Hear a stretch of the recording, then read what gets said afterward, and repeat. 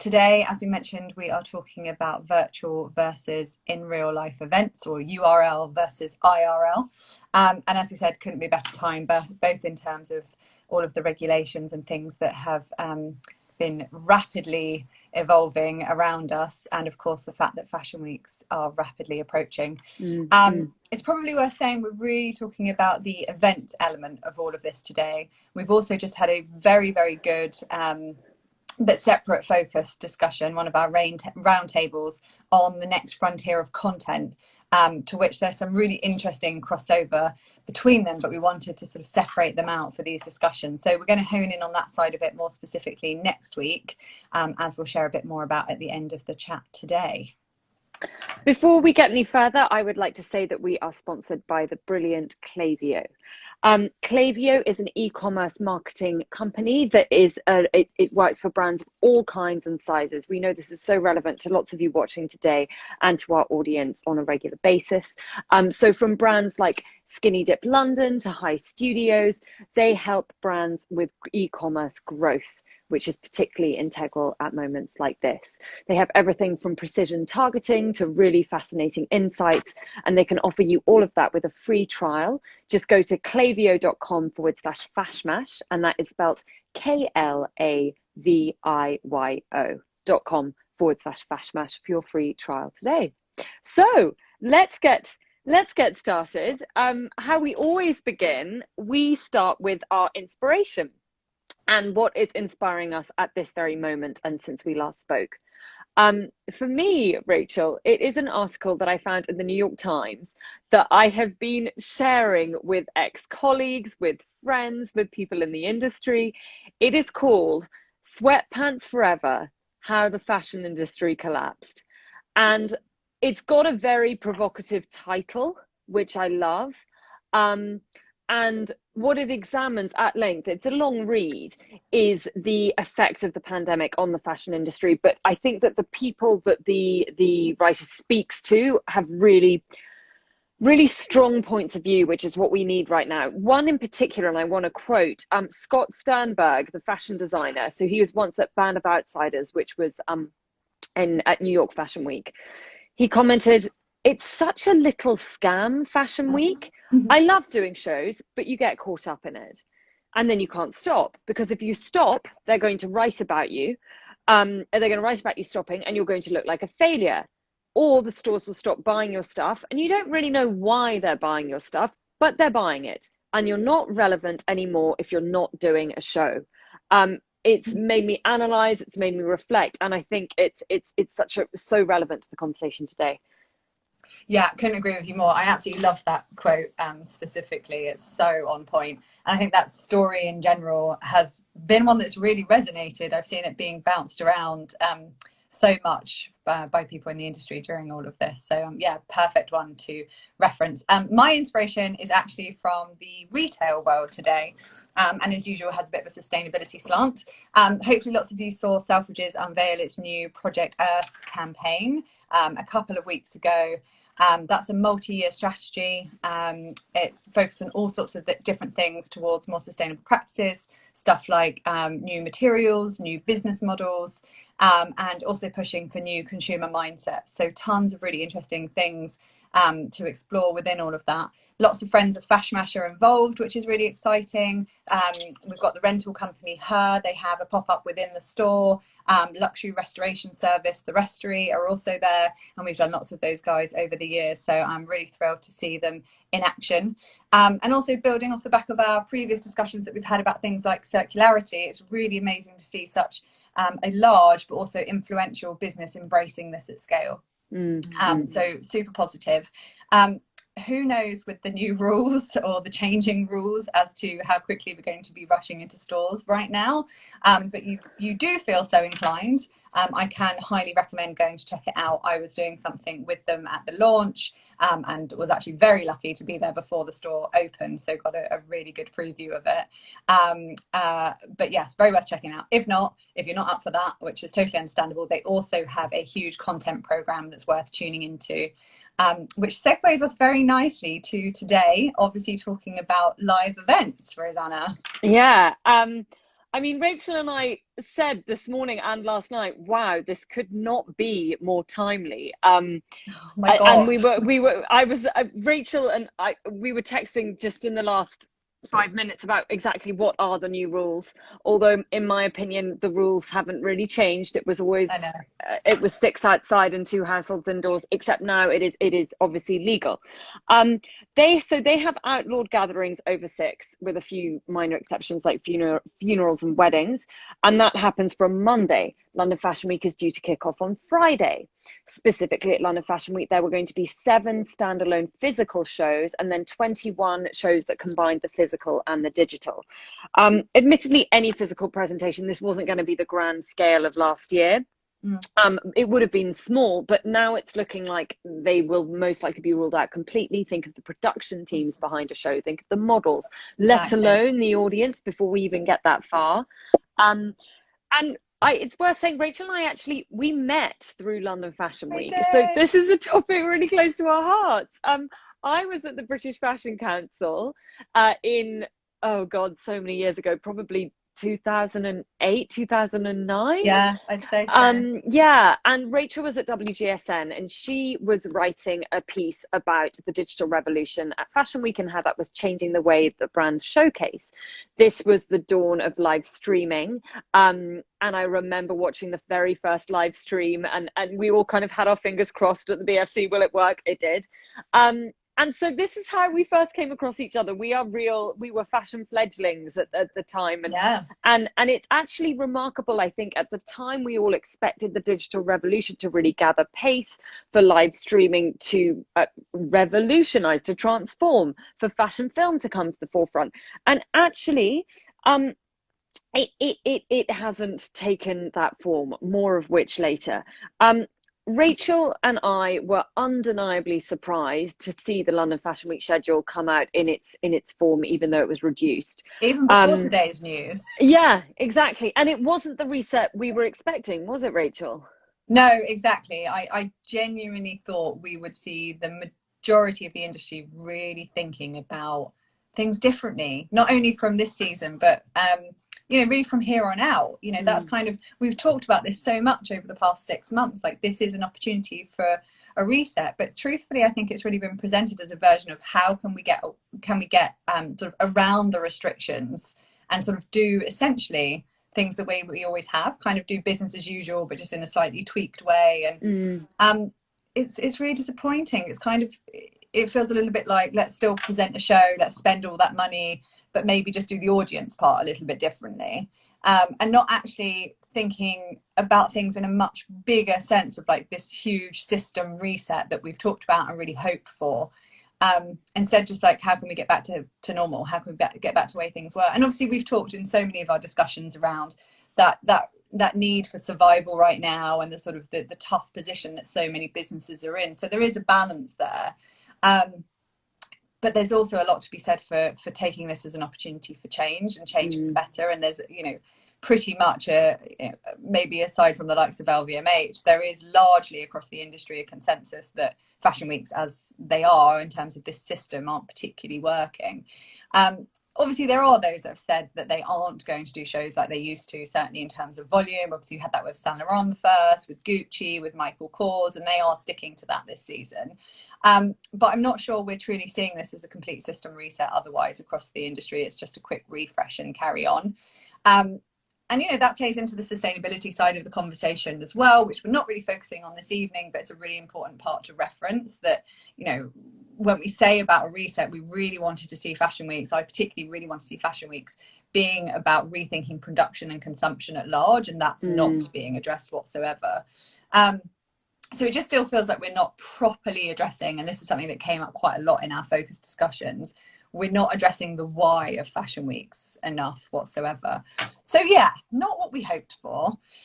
But then, as you said, now there's this announcement from the government in the UK, and it's going to be really, really interesting to see what it means. I was just reading yesterday, the New York Times published a huge guide, as they very rightfully said at the top, their sort of opinionated guide to Fashion Month, which explains what's going on, what's worth watching, etc., etc.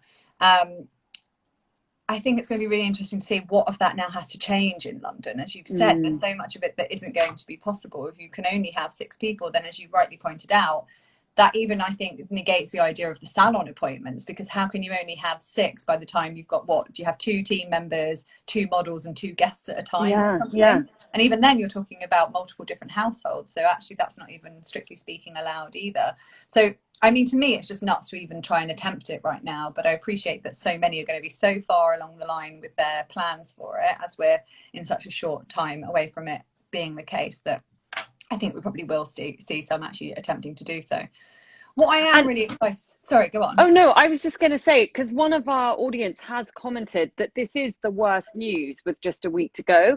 And obviously there is that perspective. I can't even imagine having worked at a brand, what it would be like with the intensity and tension that goes with every show, having this huge change. So there is, of course, that side of things. I think Rachel and I are just looking at it from a broader industry perspective, and the reset, which we feel is so required in the industry, and that I know a lot of our members do. But thank you for that feedback. And please, we're going to have a Q&A session at the end, so do keep it coming. Yeah, absolutely. And I think it is important to acknowledge that side of it. And I think one part of it that maybe I am excited for is to see how creative some brands can be within parameters. Right. Obviously those parameters have just really become much smaller in the UK, but more broadly, you know, none of us want that sort of almost tired, just very simple digital format like we saw in June. So maybe there is something more there. You know, maybe it will be Burberry. I quite like the sound of what they're doing. They apparently are having no audience whatsoever. They are having a physical show, and then they're going to live stream it. It's in a physical space, and it's going to be called Burberry in Nature, which is really nice. But then again, you know, I don't still see how you do that in terms of the models and the production team and the film crew and everything else. So who knows what's going to happen. And don't even get me started on Milan and Paris, because that is just nuts in terms of the volume of live shows. Fendi, Dior, Chanel, Louis Vuitton, you name it, they're all intending to do them, and there's not really much talk around it being smaller. And you know, there's people getting excited about some of it, which is great. Again, you know, there is a lot of positivity that comes from fashion weeks. Everyone's excited to see Prada and see what's coming out of Miuccia Prada and Raf Simons' first collection, but still it all feels really crazy, like we've just, you know, maybe for that window of the sort of 15-minute show, we just forget that this pandemic is happening around the world, and actually there's still a lot of negative impact from that. So yeah, feels very odd. And that's actually just the big shows as well. And of course, a really big part of this then is all the small events that obviously wrap around all of Fashion Weeks normally, of which there's so many. And I know you have a very strong view about that. Yeah, I mean, because the thing is, these are the big brands that you just mentioned, but take the small brands. For the small brands, dinners, breakfast, these little launch events are integral to their year. It means that they can, whereas they might be drowned out by the noise of Fashion Week, that they can be involved in the conversation. They can it's integral to their content creation, to their VIP and VIP guests, whether that's VIP customers or of course VIP influencers and press. They're going to be on hold. Now I really do, I think industry consensus was there's going to be one brand, and when that one brand makes the statement of we are holding events again, the smaller brands will follow. You know, Balmain on the River Seine in Paris, I thought that was the moment, and I thought that was beautifully orchestrated and really well done. But then actually one of our members in the FashMash Roundtable session that we had said that this is an industry drunk on events. And I loved that comparison. It's so good. It is perfect. It really is. And this idea of, and I know I've heard brands and PRs mention it, the kind of, you get addicted to holding these events because it's kind of a quick fix, and there's assets that you get from it. There's the photography, there's the videography. I think people who work in fashion are very sociable, so we love that element. But what was actually the tangible results? I think brands need to rethink quantity versus quality.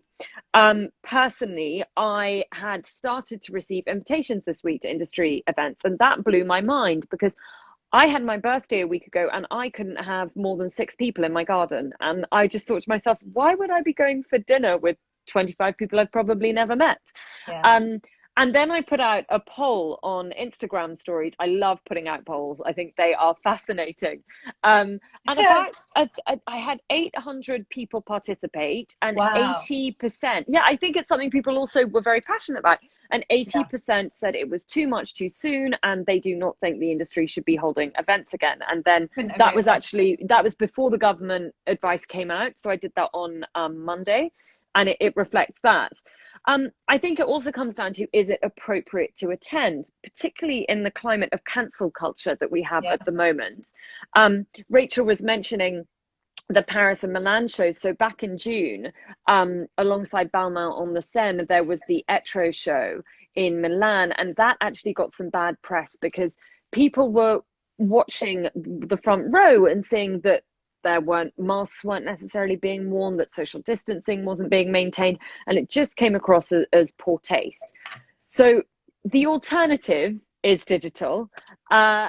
But is it an alternative? Is it viable? We have Zoom fatigue. Take IG Live, the darling of lockdown. And I mean, I say it proudly and I don't mind, but there were 50% more of you when we were in lockdown watching this. And that's totally fine. Everyone is out for dinner right now and having drinks and having a Sure. social life. But IG Live, this is a format that is it is native to an app that we're already using. So asking people to join an IG Live when they're already kind of on the platform, it's actually not that difficult. Whereas half of the time, what people are trying to achieve with a digital fashion show is saying, okay, go to this URL, and then you might need a login. And it's not as natural organic and natural viewing experience as something like an IG Live. So I think also It's clunky. It takes a lot of effort. It's super clunky. It does. Exactly. It is clunky. And also, let's think about engagement. So the CEO of Dior for the cruise show in June said that he very ambitiously had a target of 20 million viewers. That does sound huge, but what actually justifies a view on IGTV? It's at least 3 seconds. So if somebody watches an IGTV for at least 3 seconds, that is a view. That is not engagement. No. And let's also compare 20 million reach to the reach of a Dior show, not only in Paris Fashion Week for that day, that week, but then for this season ongoing. It just doesn't compare. It doesn't compare eyeballs, I suppose. Henry Holland, now he had the very fun-loving House of Holland brand, a darling of Fashion Week. And that brand sadly folded in March. And he describes that it was a catalyst. COVID was a catalyst. It wasn't just COVID, but it was a catalyst. He's started a podcast. He's been writing some really interesting reflections on the industry since this happened. Most recently in the Evening Standard yesterday, he did a comment piece entitled, "London Fashion Week was the center of the designer's universe. COVID changed all that." And to quote him, in particular, I found this one really poignant. "The snag. There's a reason online fashion shows have never really taken off. The industry relies on an element of personal interaction and storytelling, which is more difficult to convey through a screen." I mean, that just sums it all up, really, doesn't it, Rach? Yeah, it really does. And I think what I find so interesting about all of this, and just the fact that we're even talking about it, is just that this isn't a new conversation at all. Like, we've been talking about digital fashion weeks for over a decade, as you mentioned. That's how we met at the beginning point of sort of Fashion Week going digital. That's what I was harassing you about, being like, tell me what's happening. We literally used to get so excited about the live streaming of shows, and you mentioned about those very first ones in, I think it was 2009 was the very first one for the 2010 season, from the likes of Burberry and McQueen. And the McQueen one had something like 2 million people show up because Lady Gaga was due to perform, and it completely broke the show studio site, which I'm sure loads of people listening remember. And it's so nuts to me how major that was as news back then. Just not even the fact it broke the site, but the fact it was going to happen. And that's because the technology was brand new and it was so exciting, and it was really, really big news. I mean, that's what I used to write about all the time, was like what was happening with digital and how fast paced it was changing, and what that meant for the brands and the businesses and what they were all trying to do. I think for me, you know, what was also interesting, we were talking so much about the democratization of the industry, and we're still also having that conversation, how all of this lines up. And I think with live streaming particularly, and the reason that I say it's so mad to me that we're still talking about it a decade later, is that everyone did it at the time. You know, it's sort of a slow uptake, but the innovative businesses did it. And over a few years, I mean, I wrote a big piece at the time. I wrote a lot for Mashable, which was the technology sort of news site of the moment. And I did a big piece around, you know, kind of why would we do live streaming, and sort of was it worth it, essentially. And because it cost a lot of money, I suppose, was the point. But we all then became quite jaded by it. And so everybody was like, oh, not that fussed about it. And the viewership, as you said, went right down, engagement went right down. But then it also kind of became the norm. And I guess that was because technology became much more accessible and people could do it very easily, and the price was reduced. And then yet here we are again debating once more as to its virtues and its place in this industry, which I think is kind of crazy. And I think everyone thought it would be something that would always sit alongside a main event, maybe. Yeah. That sort of public access part and not the trade part, the entertainment piece over the commercial piece. And yet, of course, we're now having to think about both in that one digital world, which is obviously why it's a little bit different. And again, why we're talking about it so much more right now. And I think maybe that's where the issue or the biggest concern is with all of that. Like, how do we do that entertainment piece in a way, as Henry Holland put it, that enables personal interaction and storytelling when we are online only?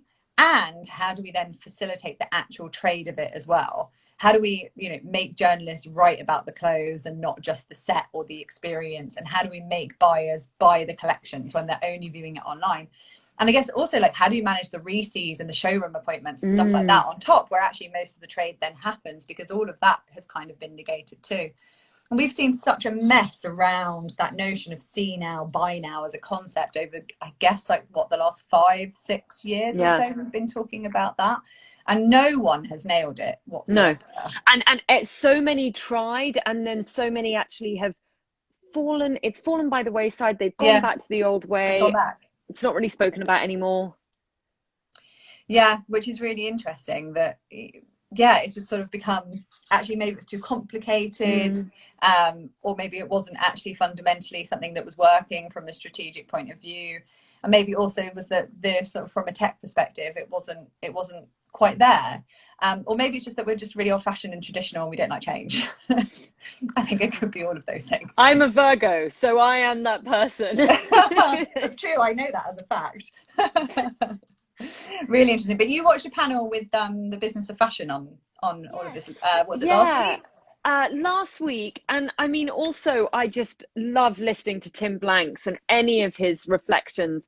A good listen, and Rachel and I will be sharing all of our recommendations. He spoke recently to Catherine Horn of the New York Times, and they just had a really great reflection on these are two, well, they describe themselves as dinosaurs of the industry, which they are not, but real industry veterans. I don't know what is that? Yeah, veterans. I think it's a good word. Yeah. And therefore their knowledge is just fantastic to listen to, and their reflections have real gravitas. So this was between Tim Blanks and Robin Gibbon. And here were the main takeaways, which we thought you would all find useful.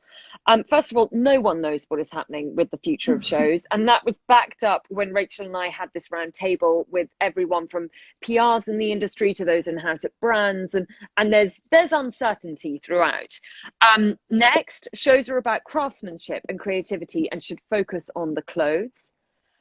Next, you can't beat the in-person experience and connecting with people from all over the world at these events. And I think that's important. I think that would apply to many, many industries if they have these, basically a trade show. It's the same in publishing, for example. You need to have that face-to-face interaction. Exactly. Totally. And then the final one is they didn't particularly like anyone's use of technology at present. So no one has nailed it yet. And will that change? Rachel, what do you think? I mean, it doesn't really surprise me that their sort of response was that they didn't really like any of the technology that's being used. It sort of does show, as I mentioned already, this idea of a very traditional system that we're seemingly locked into. And you know, with people like that, the industry full stop in terms of the critics, we did really see a true critique of London Fashion Week's attempt at being all digital in June.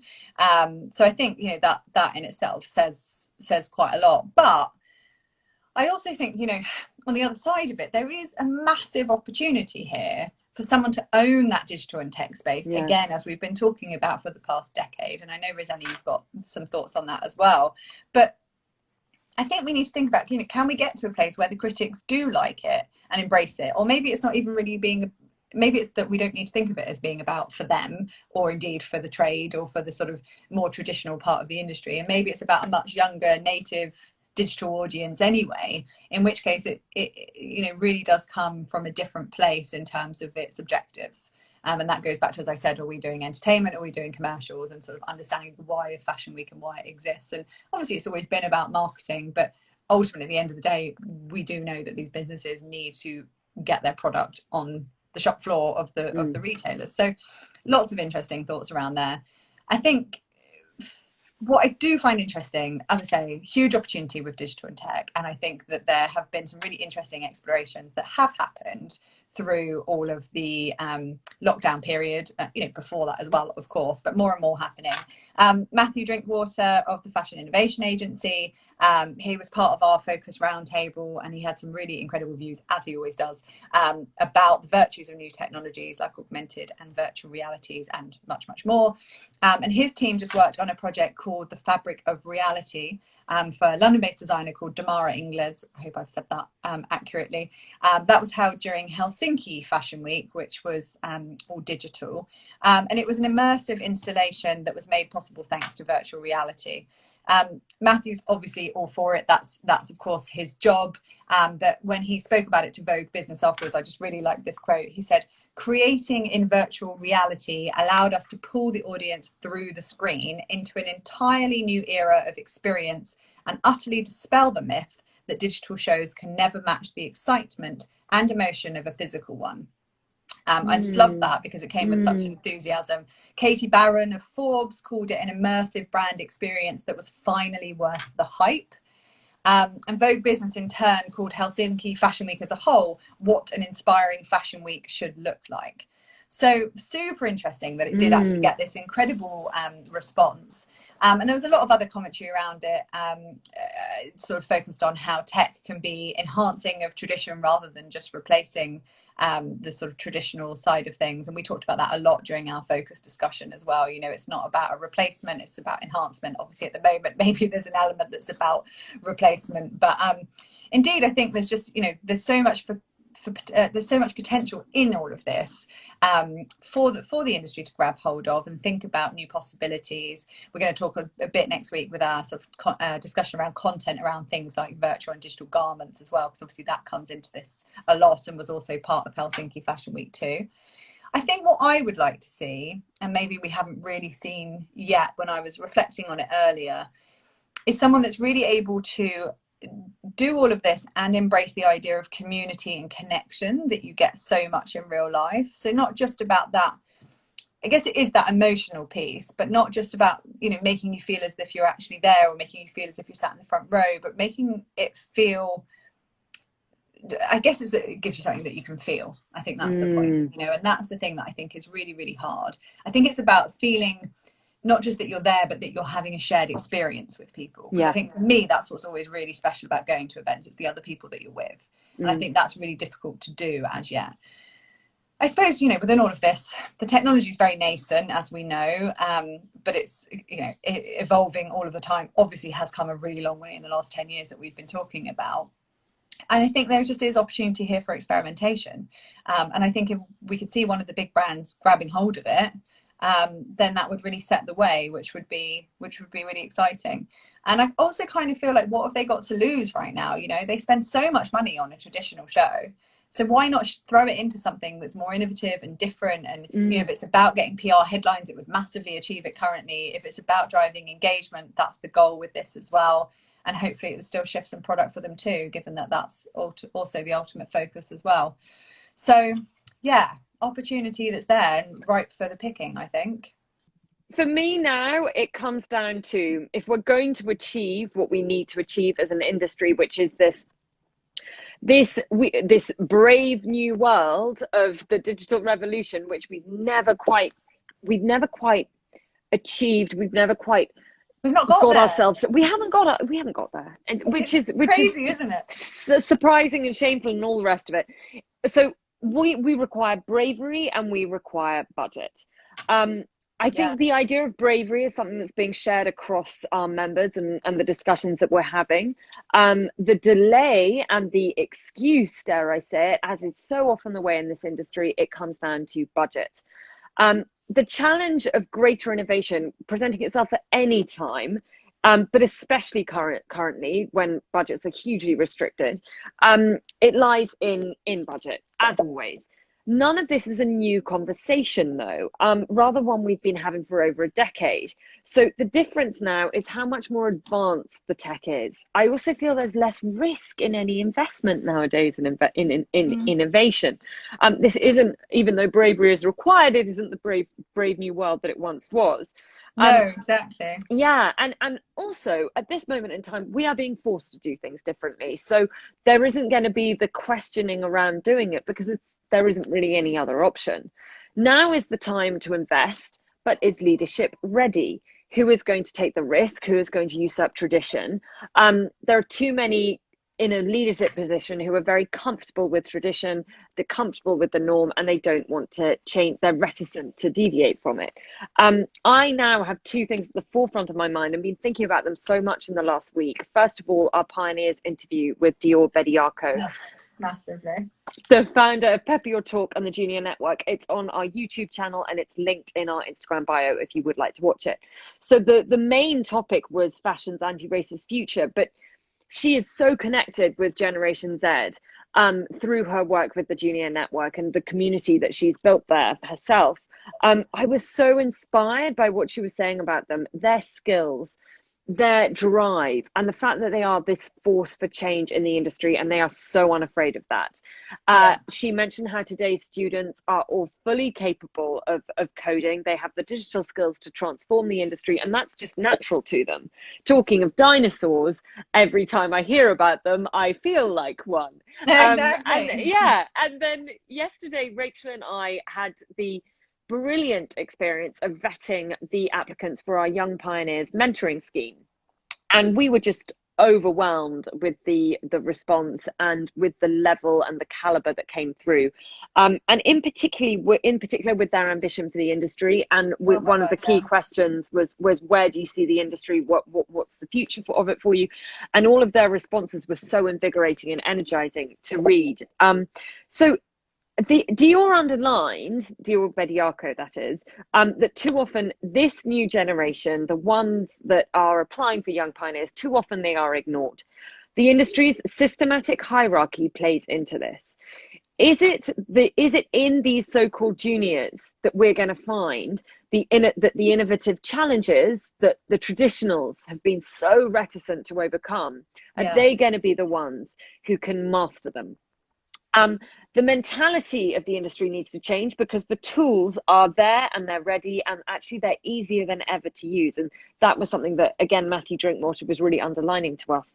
And I think if we're going to look at the next generation as the youth coming through, then I think also we should look at the smaller fashion weeks, the new generation of fashion week. So first of all, as Rachel mentioned, Helsinki's Fashion Week, and it was really impressive with their tech-aided showcase. How about Copenhagen? This is a fashion week that has, it put itself on the map for its marketing savvy and for the brands that were just the Instagram darlings. They're beloved of the Instagram set, beloved of influencers, and they're very eye-catching, these brands that showcase there.